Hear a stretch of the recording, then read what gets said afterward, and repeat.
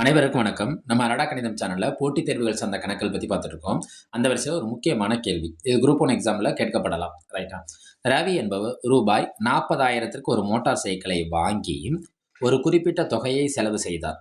எவ்வளவு தொகை நம்மளுக்கு தெரியாது. பின்பு அதனை 10% லாபத்தில் 55,000க்கு விற்பனை செய்தால், மோட்டார் சைக்கிளை சரி செய்ய அவர் செய்த செலவு என்ன? என்ன செஞ்சிருக்காரு? ஒரு மோட்டார் சைக்கிள 40,000 ரூபாய்க்கு வாங்கி 55,000க்கு வித்திருக்காரு. எத்தனை பர்சன்டேஜ் லாபம் அடைஞ்சிருக்காரு? 10% லாபம் அடைஞ்சிருக்காரு. ரைட்டா? அவர் ஏதோ அந்த சைக்கிள என்ன செஞ்சிருக்காருன்னா, செலவு பண்ணியிருக்காரு. அந்த செலவு பண்ண தொகை தான் இப்ப நம்மளுக்கு கேள்வியா இருக்கு. நம்ம கையில இப்ப என்னென்ன இருக்குன்னா, மோட்டார் சைக்கிள வாங்குன விலை இருக்கு. அத அவர் வித்த விலை இருக்கு. ஆனா செலவு செய்த விலை தான் நம்மளுக்கு கையில இல்ல. ஆனா லாபம் நம்ம கையில இருக்கு. ரைட்டா? அப்ப செலவு செய்தத நம்ம அடக்க விலையா வச்சுட்டு, அப்ப நம்ம அடக்க விலைய கண்டுபிடிப்போம். ரைட்டா? ஃபர்ஸ்ட்டு இப்போதைக்கு கணக்குல குடுத்திருக்க அடக்க விலை என்னன்னா, அடக்க விலை எவ்வளோ? 40,000 ரூபாய். விற்பனை விலை எவ்வளோ? விற்பனை விலை 40,000 எவ்வளோக்கு வித்திருக்காரு? 55,000. அவர் இந்த மாதிரி ரேட்ல வித்ததுல அவர் லாபம் எவ்வளோ அடைஞ்சிருக்காரு? லாபம் 10%. லாபம் எவ்வளோ அடைஞ்சிருக்காரு? 10%.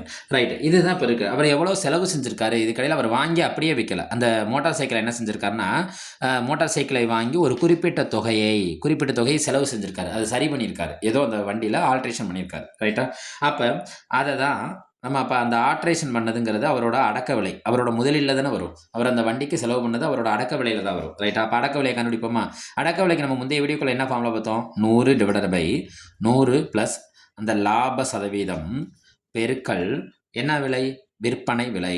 விற்பனை விலை. இந்த ஒரு ஃபார்முலா மனப்பாடம் பண்ணாலே போதும் நம்மளுக்கு. அடக்க விலை கொடுத்து விற்பனை விலை கேட்டால் இது மேலே வந்துடும். இது எங்கே வந்துடும்? கீழே வந்துடும். விற்பனை விலையை கொடுத்துட்டு அடக்க விலை கேட்டால் லாப பர்சன்டேஜுங்கிறது எங்கே வந்துடும்னா கீழே வந்துடும். ஏதாவது ஒன்றை மட்டும் நம்ம அண்டர்ஸ்டாண்ட் பண்ணிக்கிட்டோம்னா போதும். ரைட். இப்போ கணக்குக்குள்ளே போவோம். 100/100 எத்தனை பர்சன்டேஜ் லாபம் அடைஞ்சிருக்காரு? 10% லாபம் அடைஞ்சிருக்காரு. எவ்வளோ ரூபாய்க்கு வித்திருக்காரு? 55,000க்கு வித்திருக்காரு. ரைட்டா? அப்போ 100/100 10 கூட்டா நம்மளுக்கு என்ன கிடைக்கும்? 110 பெருக்கல் 55,000. இந்த ஒரு ஜீரோக்கு ஒரு ஜீரோ கேன்சல் ஆயிரும். இப்போ நம்ம கையில் என்ன இருக்குது? 11 இருக்கா? ஓர் 11 11, ஐ 11 55. எத்தனை ஜீரோ பெண்டிங்கில் இருக்குது? 2 ஜீரோ பெண்டிங்கில் இருக்குது.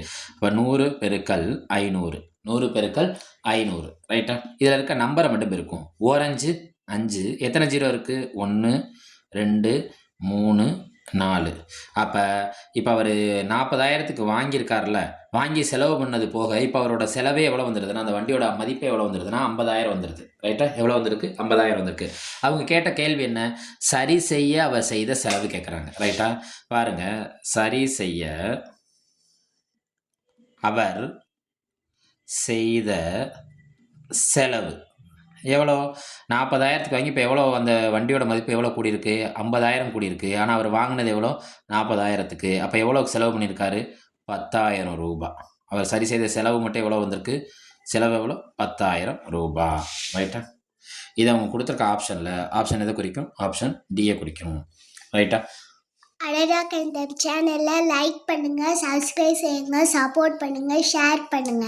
நன்றி.